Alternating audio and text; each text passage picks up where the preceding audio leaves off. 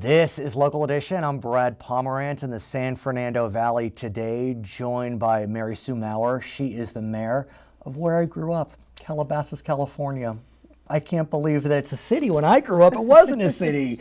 Now it's a wonderful city of about 29,000 people. Tell us just a little bit about Calabasas before we dig deep. Sure. Calabasas is still a very small city, and it's the youngest city still in Los Angeles County out of all 88 cities. So we are a dynamic city at the foothills of the Santa Monica Mountains, great schools, great hiking and outdoor activities. It's Come back amazing. and visit. I know my parents are still there, my sister is still there, and it really has become kind of an oasis because you could literally live, work, and play in Calabasas and shop and eat. I mean, somehow your planning has been such that you have been able to create a community that works at all levels. Yeah, I would agree with that. We've worked hard with input from the public And we'll go on balancing residential, commercial, retail, and schools. let's go there. You gave me the perfect segue because I was so excited when you said you wanted to talk about participation and participation techniques, because we're in an era where our citizens are vocal, I guess you could say. A lot of people are excited about their government. A lot of people are angry at their government, and they're talking and they're voting. And a city like Calabasas with 29,000, you can have a conversation. But how do you do it? How do you converse with the citizens of Calabasas? It's interesting because we are such a small city. The residents have access to their representatives in the grocery store. Be careful what you wish for. Absolutely. You go to buy some milk and Madam Mayor. It's all about timing. You go late or very early. Perfect. But what we get really excited about in Calabasas is having participation of as many people as possible in big decision-making opportunities. I want to ask you about that because, look, we're Californians, we're Americans, we're about participatory democracy. But I've watched some city council meetings. I've seen open comment. It can get ugly. And so, we're in this era where, we're trying to be respectful, but ugliness can rear its head. And so how do you manage some of the ugliness that we see with the genuine interest to participate? Yeah, you're absolutely right. Mm-hmm. People have a high distrust of government in general, all levels of government. It's true. And as a result of that, government is a little hesitant to get too engaging with the public. But that's not the way it should work. The earlier and more often that you reach out to the public, engage them in the decision-making process, the easier it'll be and the more input and the better decisions you'll make. And presumably the more appreciative the citizenry will be, because in the end, I've spoken with many elected officials or just residents who are involved. They may not win all the time, but if they're heard, they feel as if at least they were part of the process. You're absolutely right. Hearing them and letting them know that you're incorporating some of their ideas is key. So let's talk about the ways that you can engage, because look, you can have a town hall meeting. That's kind of the standard 20th century way to get folks involved and to hear their viewpoints. But we're in the 21st century.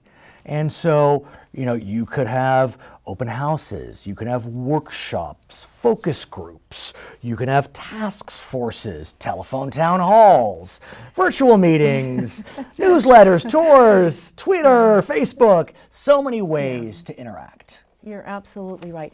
And the traditional method that you mentioned of a workshop type setting or actually a town hall where you have speakers talking to an audience and it's really one way, or you might have individuals from the community dominating the discussion and those other people might have different ideas they're a little intimidated to express. And that can be challenging because the no forces on whatever issue it may be can be louder.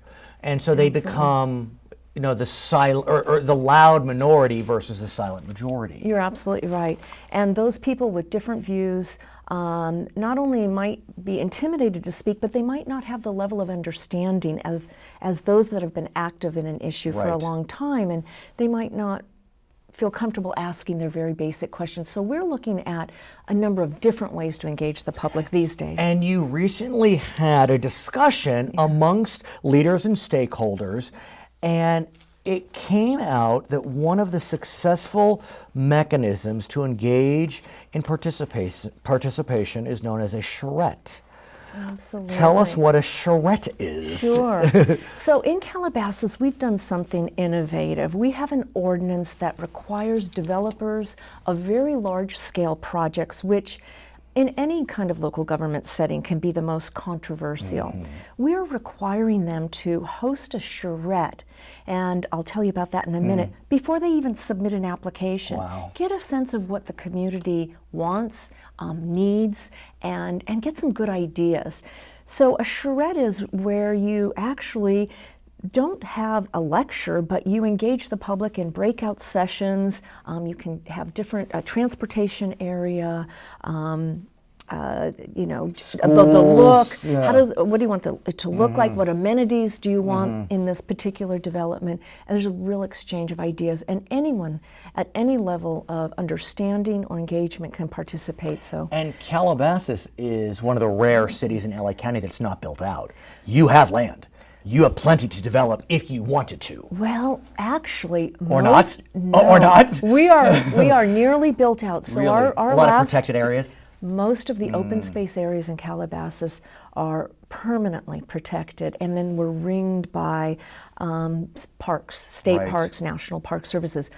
But those few remaining developments will be large and impactful, and so the ordinance that we've devised has a charrette up front before an application is even submitted. Fascinating. After an application is submitted, the developer is required to go back to the public and again engage them. How does technology play into this new participatory model? We know here in LA County, to get people to attend meetings is a challenge. Some people have 2 jobs, they've got kids to take care of, they've got elderly parents.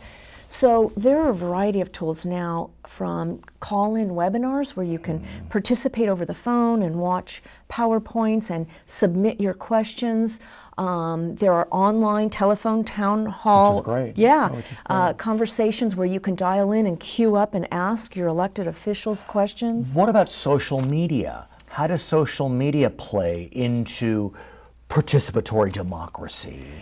The public has been tremendously engaged in outlets, not only like Twitter and Facebook to spread the word about big issues in cities, but also tools like Nextdoor, where it's really... Nextdoor can be a little scary, though. I'm on Nextdoor, and we find out that there's been a burglary down the street. Absolutely. But it's important. I think it's a great tool. It absolutely, and the beauty about Nextdoor is you have to live in that community to participate. It's protected from people with outside addresses coming in.